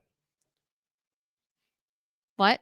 Do you think it's going to answer that? I said, who do you believe committed this crime based off of the timeline? Or if you had to guess, and what is the percentage of each? Okay, well, that's wild. It said Brian Koberger. No. But again, this is going off of whoever is the act. So it says Brian Koberger, but really what it is who's ever tied to suspect vehicle 1 and the person Dylan encountered is about a 58 to 65%. 72 to 78% probability that at least one additional unidentified person was directly involved. My cat's driving me crazy. I forgot to feed him after work, and he's like sitting here at my No, you're feet. good. It's like, I was just curious if it would name anybody, but anyways, Hive, please hit that like button. I appreciate everybody tuning in. Sammy, I appreciate you. Shout out again to, and I know I got some super chats to read quickly. the goat. Yes, shout out to the GOAT for the timeline. Accomplished day. Yes, accomplished day right here. GOATed award, hanging the username in the rafters from the Hive here. All right, so Griffaholic says, go to the Idaho repository to look up backgrounds on anyone involved in this case, like DM and JS. That is a good resource, and it's been a while, actually, since we've done anything where we've really just gone to those public sites like what Chrissy Marie said, too. Well, also, if you're up somebody on the ground there, like I just had to do something for my uncle who it's a whole genealogy story, but I had to go to the county clerk's office and go in the basement of the records department. And they have books that are like this thick of records that you wouldn't even believe. And you could just go and just comb through them. So that'd be fun. That would be fun to do. I don't know if it's like that in every state, but in our county it is, and it was pretty fascinating.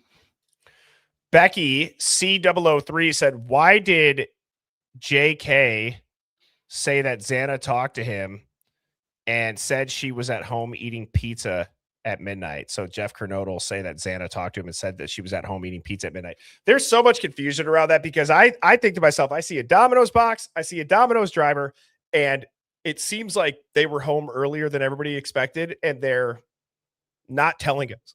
Excuse me, they're not telling us where these two were. And so I want the lodge. I want the lodge, like the Sigma Chi lodge.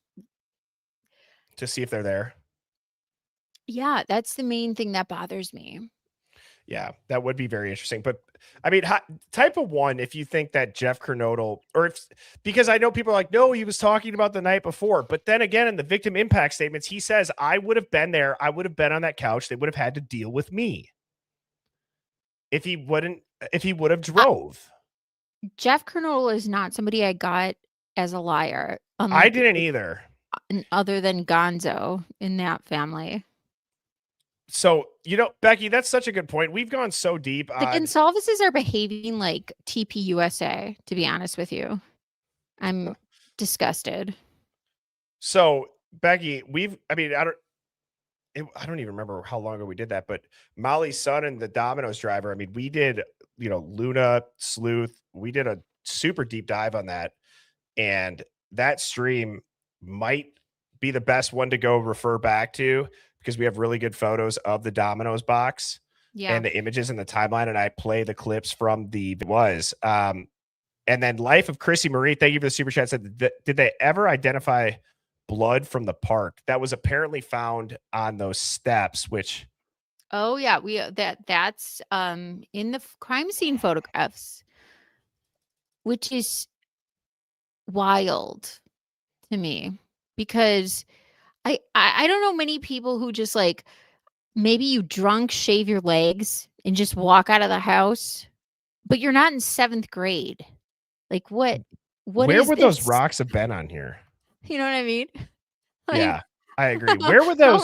How many Hang on, people Sammy, are walking around with nick legs? Right.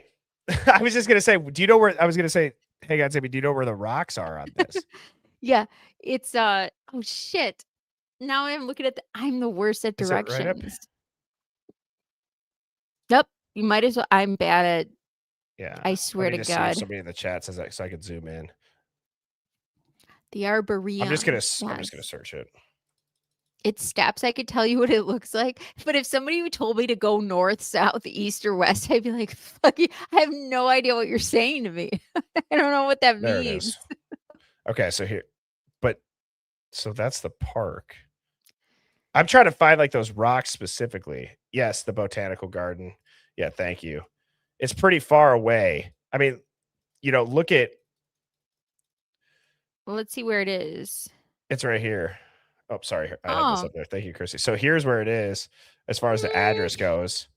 And we're talking how far? Let's measure this.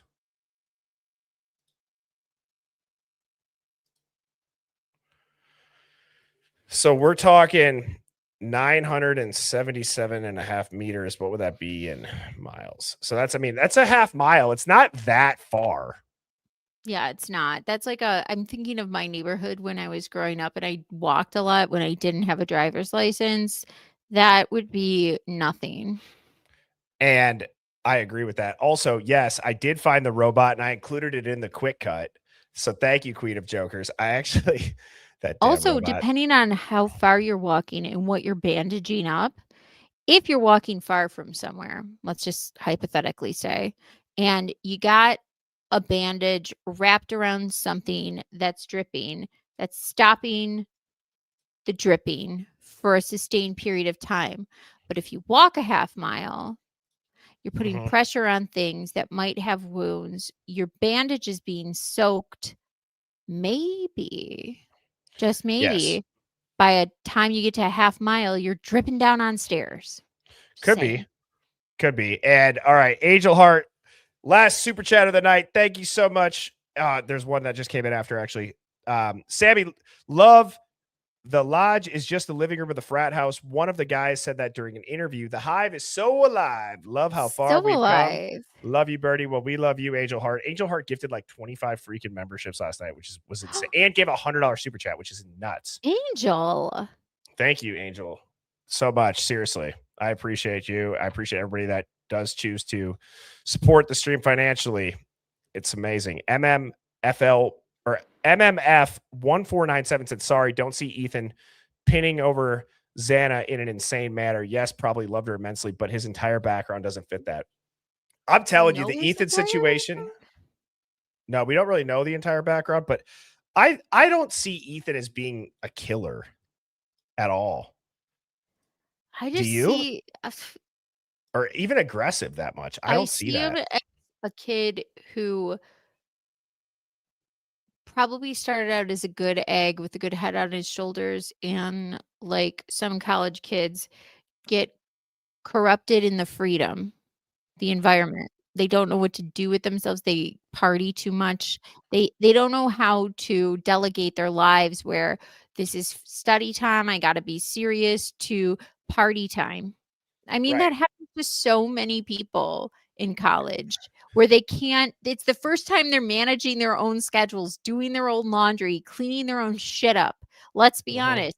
And then you throw them in college, and I think some people like to party too much. And I think he was starting to realize how to get his head back on his shoulders at that time. I liked how CGE 3333 said that he just got in over his head, and then French 6290, college destroys good kids. So I think that's a good way to put it. Tiggy just said, self-control, time management. Mary Goodnight writes, his mom says it was a freak thing. It wasn't the university's fault. What? So, but that whole interview with the whole foundation one that I showed is so odd. Okay, so it's not the school. It's not the school's fault. So it's WSU's fault. Is that what we're trying to say? I don't know. I think that the way that they talk about it is very odd. And Hive, I apologize that I have to.